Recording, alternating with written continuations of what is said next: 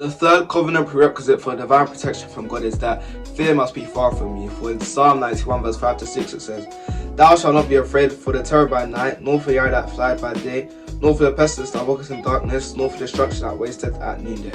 Now fear must be far from us for us not to be easy prey for the devil, because Job said in Job 3 verse 25 that everything that he had feared came upon him.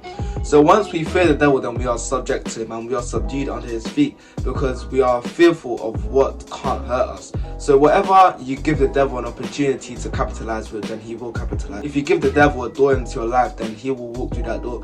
So if you fear his tricks and all the things that he uses to make you afraid of him, if you subject yourself under that fear, then you become an easy prey for the devil. Because if you believe that you are subject under the devil and the devil can hurt you, even though Jesus said that, "Behold, I give you authority over snakes and scorpions and over all the power of the enemy, and nothing shall by any means hurt you." If you believe that you're under the devil's feet, then you are under the devil's feet. If you have faith, because the word of God is there and you can know the word of God, but unless you have faith in the word of God, then it won't be able to produce fruits in your life. Without faith, you can't bring the word of God into manifestation in your life. So you must have faith in God, because without faith, it is impossible to please God.